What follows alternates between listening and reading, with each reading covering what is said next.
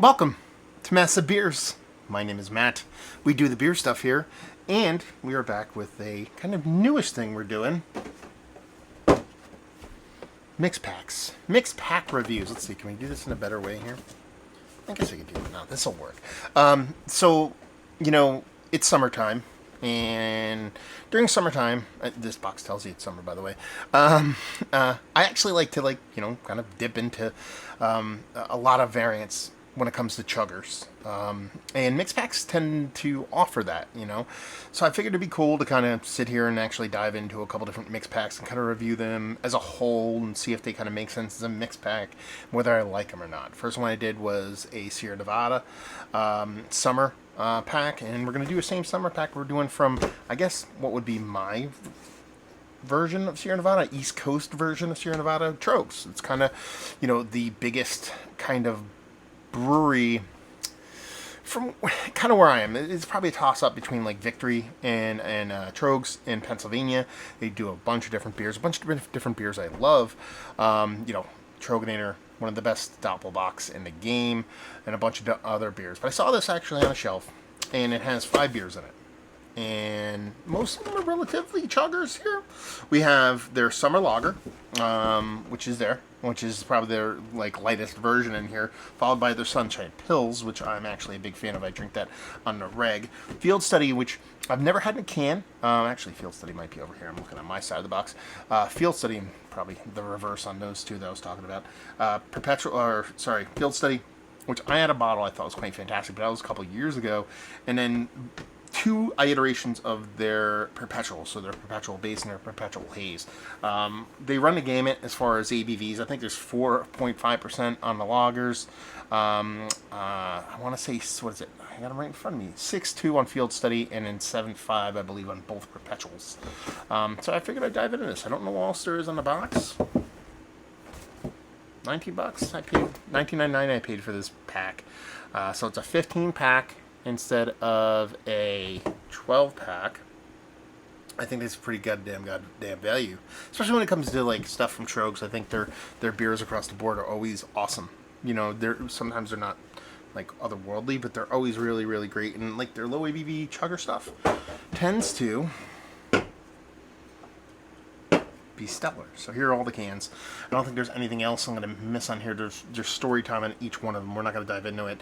For the lager, they just talk about malt, Pilsner, flaked rice. As far as Sunshine, they call it Saaz and Herzbacher, so they're probably going for a little bit more kind of soft. I'm going to assume for a softy check pills, because I've had it before, so I know what it's kind of about. Hop Cycle Summer. Okay. Yeah. Or Hop Cycle Summer. Duh. And it says hops, Citra Mosaic Eldorado. Very nice. For Perpetual, I forget what's on here. Bravo, Chinook, Mount Hood, Nugget, Citra, and Cascade. So a lot of the old schools on that one. And for the hazy version, it's Bravo, Chinook, Cashmere, Citra, and Simcoe. London 3 yeast over here. And what do they do on this? It can't be London 3. I don't even think they call out a yeast on this one because you're looking for clear beer. Label-wise, they kind of fit the same bill across the board as far as stylization and what they're going for. Troegs did a rebranding, I want to say a couple years ago. It's been several years now. I don't mind their new branding. Some of them can be a little bit Fiverr-ish. Some of it be a little bit generic. I dig on Field Study. Perpetuals kind of dig on that. So let's just get started because this is going to be a long-ass review. Let's try to keep these straight. We can do a pour. We got 5 here. What are we going to do? Okay. Let's do this. Let's do the 2 lagers on that side, these 2 on this side, and the odd glass out goes in the middle for symmetry. So, summer's here. We'll try to do the 2 lagers first. So, out of all these, I've had Perpetual, I have had Sunshine, and I have had Field Study. Perpetual Haze, you know what, I'm not gonna lie to you, I probably had that, but I don't remember. And the lager is new to me, so I can't mess up. So yeah, Troegs is not super far away from where I used to live. I used to do probably my formative beer years, at least, were spent in Wilkes-Barre, Pennsylvania, in northeastern Pennsylvania. I was probably an hour and a half, 2 hours away from Troegs. So I would go there on the semi-regular. I used to go out there on the kind of even more semi-regular when my brother and father moved out there. They lived in Mechanicsburg, which isn't super far. My father has since passed, and my brother is still out there, but he travels constantly, so I don't get out that way all that much anymore. So there we go. We've got them all poured. Let's put those off to the side. I mean, the thing I think is going to jump out at you at first jump is they all have a very similar coloration, specifically over here from head to the color of the actual beer itself. Very, very even across the board, from the lager to the pills to field study. Get a little bit darker on Perpetual, and Perpetual Haze is essentially Perpetual with a little bit of haziness to it, so good for them on the branding to where it actually kind of makes sense and all that kind of fun stuff. So yeah, I'm actually kind of blown away how similar they all look. Kind of makes sense, you know. Troegs is all about consistency and cleanliness, so let's dive into the lager. Way fruitier than I thought it would be. Almost to the point where I want to double check to make sure it is the lager. Yeah, there's a big fruitiness. Some of that could be blowing off some of these beers over here, but there's a distinct soft fruitiness to it that comes off very much summer-like. A little bit of sweet maltiness, actually a decent amount of maltiness on it, and that's pretty much it. So blown away by the fruit component that I get on the yeast there. Again, like I said, could be some of these kind of wafting in. Yeah, I think it's actually the beer, because the Pilsner is very similar in nose, but there's a little bit more neutral. It comes off a little bit more kind of, for lack of a better word, crispy boy. It's like has this kind of lager-esque kind of cleanliness to it. You know, when you smell beer, you get a lot of different phenolics and stuff like that. A lot of times, a super tight, clean, crisp Pilsner, not really going to have a ton of nose, soft little bittering from those zazziness. So maybe you get a soft little lager yeastiness going on, but there, it's actually quite a jump from here to here as far as at least a nose. To me, this comes off quite a bit more fruity.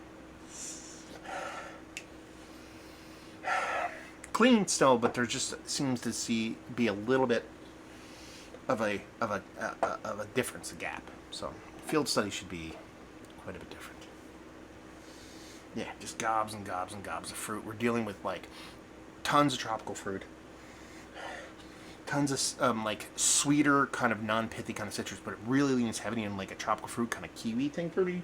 Kiwi's like the name of the game in this thing, and this nice sweetness to it. Man, it smells really freaking good. Jump over to Perpetual here. Curious. Because you know, Perpetual is a bit more of an older school base when it comes to the way the hops come off. A lot of those old school hops, a lot of C hops. And it kind of shows in the nose. It has a soft fruitiness, but it's citrus leaning, and maybe grapefruit leaning, maybe a little bit of touch of undersweetened kind of pineapple. That's pretty much it. There's almost like it feels very much like a beefed up, more hopped up version of the Pilsner from here to here. Or is this almost kind of, I know that it's a lager versus an ale, very kind of similar vibes from those two, but that's where the pills in this kind of bridge the gap a little bit and how they kind of come off. I'm very curious about the hazy. By far and away, my least favorite nose on all these beers. It actually comes off. There's a fruitiness here, but it's very much like almost like peach stone fruit skinny, as opposed like the skin of the fruit. Not that it's a skinny peach. And it almost comes off like this perception of a lack of sweetness on it. Very neutral. Let's go through dates real quick. Best by 8/11/23. That's 10 days from now. 8/3/23. 2 days from now. 8/20 something. So that's pretty brand new. Maybe that's why field study is 8/29. So a month from now, and then we have. Can't read. It looks like 8/09. So now is kind of my gripe with the packs, because they have, you know, if you see like a Best Buy date on you, really, if they're not packaged all the same, you're not quite sure where they're going to land. So these are a little bit older. That's okay. You're talking about lager Pilsner. And then, you know, one of the freshest ones, field study, that one really pops, but I think it has more to do with the beer than anything else. Let's dive into that lager.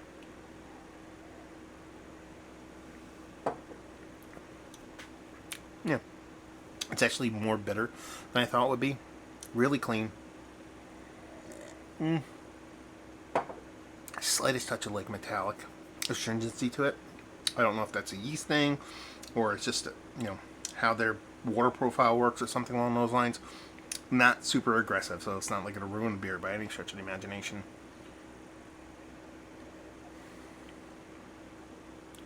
Not bad. And like I said, it comes off a little bit. It reminds me quite a bit more of a macro lager because it has that minerality / astringency to it, metallicness to it that I can associate with that sterility you get with a lot of macro beers. Let's move on to the Pils.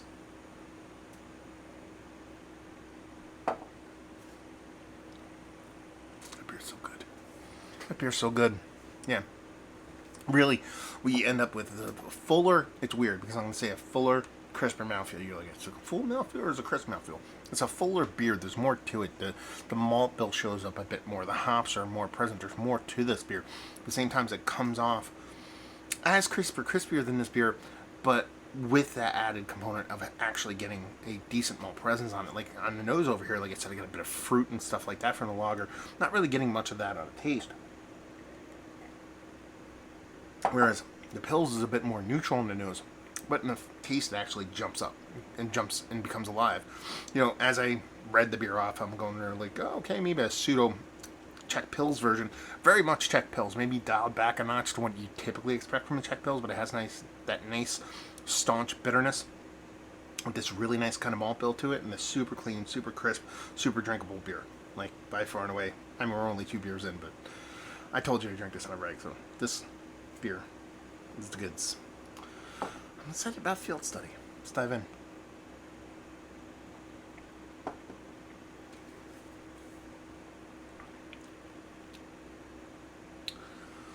Man, that's good.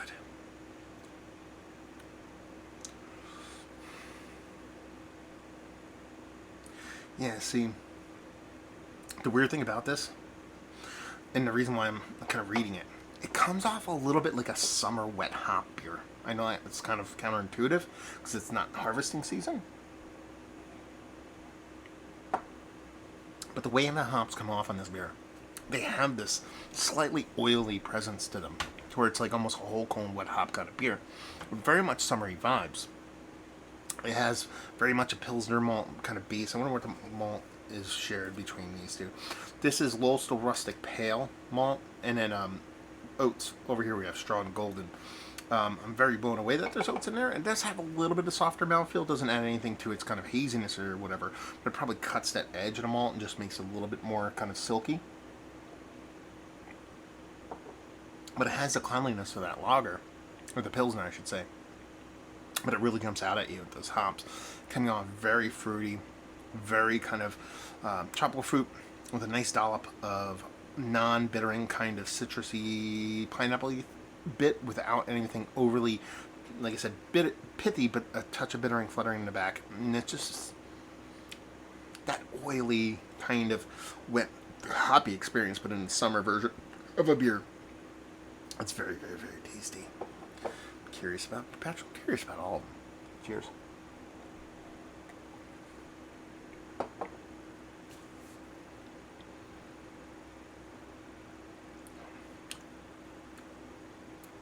Yeah, that's nice. All day. Here. All day on field study. Perpetual's nice. Perpetual's very old school for me. It's almost like a marriage between East Coast IPA and Midwest IPA. I'm going to take classic East Coast IPA. Maybe even new school New England style IPA. Get yourself like a sip of sunshine, mix it with a little bit of Two Hearted kind of thing going on here. So it's definitely like a crystal. I keep calling it malts. I'm probably getting them all wrong. See, this is color straw. They actually don't call malts out, so I will be correct. It's like a crystal two-row kind of thing going on for me, which I really do dig in these kind of clear classic IPAs. There's a nice bittering to it. Very much kind of old school C hop kind of bittering as they call out in the label. It has a soft fruitiness to it, but nothing too big. And that's why it's kind of this old school melange of Midwest, Two-Hearted, chill wavy kind of IPA with the dollop of East Coast without that new school ultra kind of fruity hop. I think it's tasty. I mean, if we're talking leader in the clubhouse so far, we're almost at the end. It's probably field study by a nose, but very, very close to Perpetual. If I'm going to pit Perpetual versus the lager, I don't know the answer to that question right now. Let's just dive into the haze, and then we'll kind of hash all this out and see if we have a clear winner.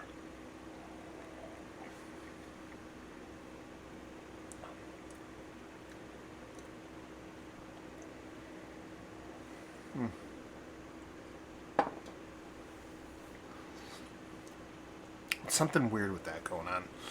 I actually kind of want to buy that beer and review it on its own accord, because I feel like I might have got a bunk can, because there's something oxidized about it. And again, it's the hazy of the group. It could just be it's a little bit long in the tooth.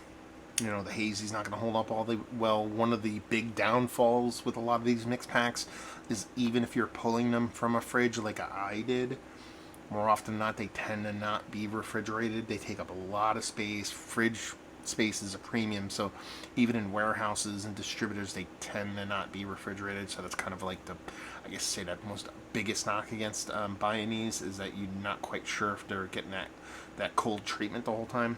But that's where that beer kind of comes off. That it's been knocked down a little bit by maybe not necessarily being cooked, but just having a little bit of heat stress on it. Not a bad beer by any stretch. There might be a slight little chalky thing going on here. That's them trying to probably haze up Perpetual. That's my assumption. Got it done. There's like a berry thing there that could be cool if the beer was a little bit different constructed. I actually think it's a cool showing for summer with beers. Listen. Sunshine Pilsner is awesome.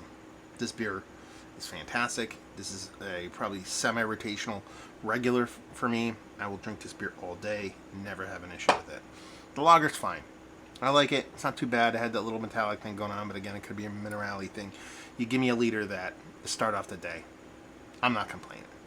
Field study's fantastic. I forget how good this beer is. When I had it, I remember reviewing it saying it was really, really, really good. And I think it was like maybe a year later I picked up, man, I really like this beer, and then forgot about it. And I haven't thought about it until I picked it up again. Kind of don't know why I don't buy it more. Maybe I should. And then honestly, on the both ends of the spectrum, Perpetual, original. If you're old school, hoppy head, you know, like your bittering, don't like ultra new school, I think it's really going to do you all kinds of proper. And the Perpetual, I think I should revisit that beer on its own. I think it's probably something that it could be a little bit better in its own, like, you know, you can check the date in the can, it comes refrigerated the whole time, probably those kind of things probably make that a much better beer. So in the grand scheme of things, I'm going to talk about what's my favorite. It's a very close race between these two. Lager's third, both of these coming up on the rear, with original Perpetual being ahead of Haze. But in the grand scheme of things, it's a really fun mix pack. You're talking about $19. You're getting 2 summer chuggers, 1 relatively medium ABV beer, and 2, they call Imperial IPAs. I would just call it a double IPA. And I think it's a cool little showcase across the board because, you know, there's enough variance between all of them to where I think it's a fun kind of crescendo throughout the whole mix pack. You know, lager was a little bit flat, but is it supposed to be that way? It's a summer lager chugger. It's not so words are hard. It's supposed to be ultra showy in any direction. And it just is a chugger. You know, Sunshine Pills kicks it up a notch, makes you know you're drinking something great. I think Field Study is the crescendo here. I think it's the perfect marriage between a hop presence of freshness, that weird kind of wet hoppy experience in summer, while at the same time having a relatively low ABV, and then you just end up with the bangers at the end that I think a lot of people would really dig. It just maybe for me, I like my Imperial IPAs to steer a little bit different direction, and especially when it comes to the case of Haze, be a little bit more fresher. So there you go. It's a fun little mix pack. Would I buy it again? At $20, it's really hard pressed to kind of complain about this. You know, you're getting 15 beers for $20. Not going to complain about that, especially when they're at this level of quality. You know, these tend to lean in the direction of like, oh, I want to bring something to a party, and I think this kind of serves the purpose and kind of makes a lot of different people happy at a party. You know, from the lagers to the, you know, the IPAs and the variants between all that stuff. I think it's a nice little fun pack to pick up. I'm gonna pick it up again this summer if I can find a fresher one. Like I said, it's probably getting towards the end of its life cycle. So being that summer, we're in August now. Maybe I wait till next year and see what it's like when it comes out fresh. But if you know you're watching this, I'll probably post this tomorrow or very recently. If you know you see this on the shelf over beginning to early August, I wouldn't hesitate to pick it up, especially at a decent price point. Yeah, fun beers, good beers, and honestly, from field study down, great beers. If you had 3 of these in a pack for the same price point, or a 12 pack, let's say at an even cheaper price point, I'm ripping it. I'm ripping it all day, son. So there you go. Troegs, have you had these beers? Have you had any of them? More specifically, all of them. I was going to say these on the end, but I'm really curious. Have you had them? Have you had them in the recent mix pack? Have you had them previously? Have you been in the brewery? I've been there several times. Have you been there recently? Anything to do with the pack and Troegs, the whole nine. All that fun stuff down there. So hopefully you all enjoyed the review. Hopefully you're enjoying a little bit of summer jams right now. Oh, I got to do the super cuvee. I don't want to waste these over here. I'm not going to do it. I'm not going to do it because I want to enjoy these over here. So you don't get it this time. So there you go. Maybe tune in next time we'll do it. So hopefully you guys enjoyed our review. Hope to see you next time. Cheers, y'all.